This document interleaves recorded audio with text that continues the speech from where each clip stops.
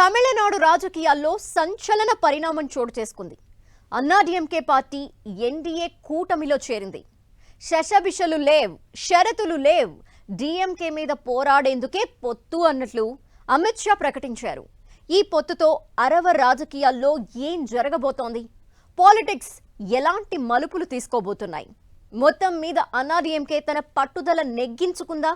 ఇక రెండు పార్టీల వ్యూహాలు ఎలా ఉండబోతున్నాయి?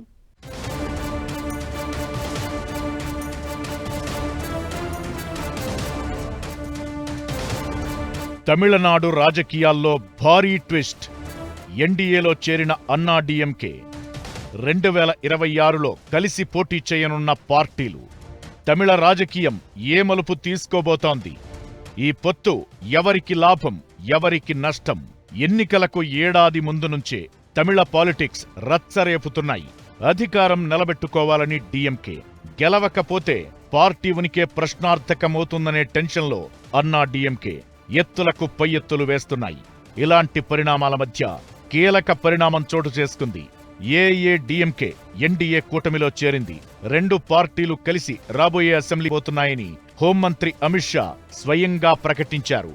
ఎన్డీఏ కూటమి ముఖ్యమంత్రి అభ్యర్థిగా అన్నాడీఎంకే చీఫ్ పళనిస్వామి పేరును ఖరారు చేశారు. ఏఐఏడీఎంకేకు ఎలాంటి షరతులు పెట్టకుండానే తాము ఈ నిర్ణయం తీసుకున్నట్లు వివరించారు. आज एआईडीएमके और भारतीय जनता पार्टी के नेताओं ने मिलकर तय किया है कि आने वाला तमिलनाडु विधानसभा चुनाव एआईडीएमके, भारतीय जनता पार्टी और सभी साथी दल मिलकर एनडीए के नाते लड़ेंगे.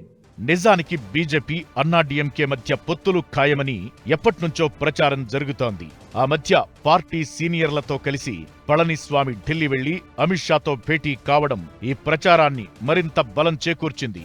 ఆ తరువాత తమిళ బీజేపీ అధ్యక్షుడిగా అన్నామలై తప్పుకోవడం, ఇకపై పోటీలో ఉండనని ప్రకటించడంతో పొత్తు ఖాయమని ఫిక్స్ అయ్యారంతా. అయితే దీనికి సంబంధించిన ప్రకటన ఇప్పటికిప్పుడు వస్తుందని ఎవరూ ఊహించలేకపోయారు. అమిత్ షా తమిళనాడు పర్యటనకు వెళ్లినప్పటి నుంచి అందరి ఆసక్తి అక్కడే కనిపించింది. కట్ చేస్తే పొత్తు వ్యవహారం తేల్చేశారు. ఓవైపు అన్నాడీఎంకే చీఫ్ పళనిస్వామిని, మరోవైపు అన్నామలైని కూర్చోబెట్టుకుని మరీ ఎన్డీఏతో ఏఐఏడీఎంకే పొత్తును ప్రకటించారు. 1998లో అప్పటి సీఎం జయలలిత నేతృత్వంలో బీజేపీ అన్నాడీఎంకే కూటమిగా ఏర్పాటైనప్పుడు లోక్సభ ఎన్నికల్లో భారీ విజయం సాధించిన విషయాన్ని షా గుర్తు చేశారు.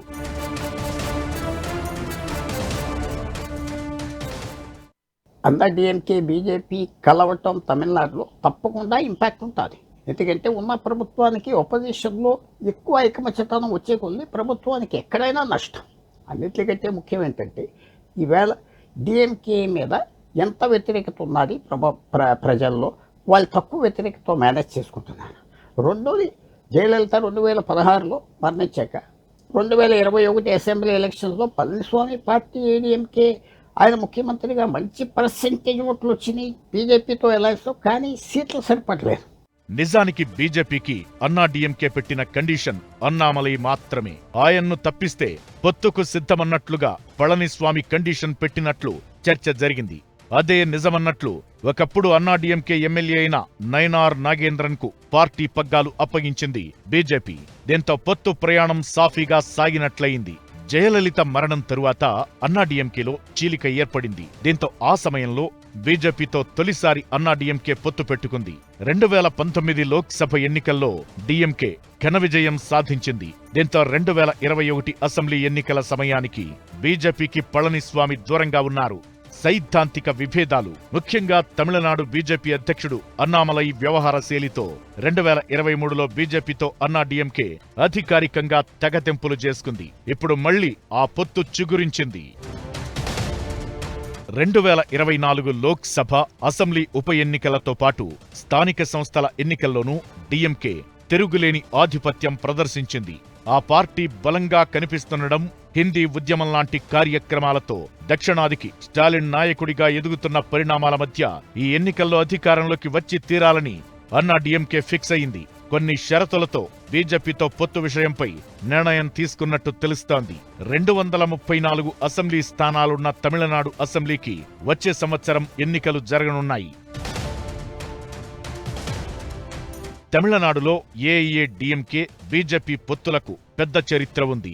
1998 సార్వత్రిక ఎన్నికల్లో జయలలిత నేతృత్వంలోని పార్టీ బీజేపీతో జతకట్టి రాష్ట్రంలోని 39 సీట్లలో 30 సీట్లను గెలుచుకుంది. అప్పటి ఫలితాలను మళ్లీ ఇప్పుడు అసెంబ్లీ ఎన్నికల్లో రిపీట్ చేయాలని రెండు పార్టీలు ఫిక్స్ అయ్యాయి. కొత్త పొత్తుతో తమిళనాడు రాజకీయం ఎత్తులు కనిపించటం ఖాయంగా కనిపిస్తోంది. ఎన్డీఏలో అన్నాడీఎంకే చేరటంతో మరి విజయ్ పార్టీ పరిస్థితి ఏంటి? సింగిల్ గా పోటీ చేయాల్సిందేనా? ట్రయాంగిల్ ఫైట్ ఖాయంగా మారితే అధికార పార్టీకి లాభమయ్యే అవకాశాలుంటాయా? ఈ పొత్తు జస్ట్ టీజర్ మాత్రమేనా? తమిళనాడు రాజకీయాల్లో అసలైన ట్విస్ట్ రాబోయే రోజుల్లో చూస్తామా? ఎక్కడ నెగ్గాలో ఎక్కడ తగ్గాలో బీజేపీకి బాగా తెలుసు. తమిళనాడులో బలం పుంజుకునేందుకు ఎలాంటి త్యాగానికైనా సిద్ధమన్నట్లుగా రాష్ట్ర పార్టీ చీఫ్గా నయనార్ నాగేంద్రన్ను నియమించింది. సామాజిక సమీకరణాలతో పాటు అన్నాడీఎంకే నేతల డిమాండ్లను దృష్టిలో పెట్టుకుని ఈ నిర్ణయం తీసుకుంది. నయనార్ నాగేంద్రన్ అన్నాడీఎంకేలో ఉన్నప్పుడు జయలలితకు నమ్మకమైన నేతగా ఉన్నారు. జయలలిత, పన్నీర్ సెల్వన్ నేతృత్వంలోని ప్రభుత్వాల్లో మంత్రిగా పనిచేశారు. జయలలిత మరణం తరువాత బీజేపీలో చేరారు. వెంటనే బీజేపీ రాష్ట్ర ఉపాధ్యక్షుడిగా నియమితులయ్యారు.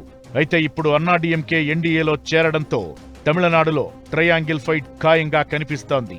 దీంతో అది ఎవరికి ప్లస్ అవుతుందన్నది పెద్ద ప్రశ్నగా మారింది. అయితే ఇప్పుడు బాల్ విజయ్ పార్టీ కోర్టులో ఉంది. ఆయన తన గట్టు వైపే ఉంటారా లేదంటే ఈ గట్టుకొస్తారా అనే చర్చ జరుగుతోంది. విజయ్ పార్టీ సొంతంగా బరిలోకి దిగితే తమిళనాడులో ట్రయాంగిల్ ఫైట్ ఖాయం. అదే జరిగితే ప్రభుత్వ వ్యతిరేక ఓటు చీలిపోయి అధికార డీఎంకేకు ప్లస్ అయ్యే అవకాశముంటుంది. అప్పుడు బీజేపీ అన్నాడీఎంకే పొత్తు పెట్టుకుని కూడా వృధాగా మారడం ఖాయమన్నది మరికొందరి అభిప్రాయం. దీంతో ఇప్పుడు విజయ్ స్టాండ్ ఏంటన్నది ఆసక్తి రేపుతోంది.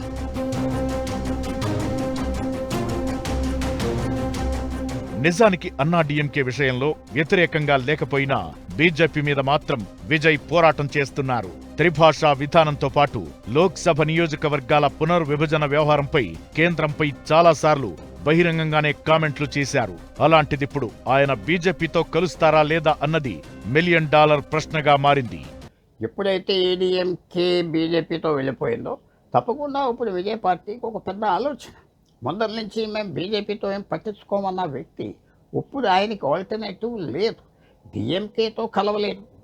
ఏడీఎంకేతో ఆల్రెడీ పొత్తులో వెళ్ళిపోయిన బీజేపీతో రాజకీయంలో ఎప్పుడైనా ఏ పొత్తు అయినా వస్తుంది. కాబట్టి ఫ్యూచర్లో ఇంకా సంవత్సరం టైం ఉన్నది.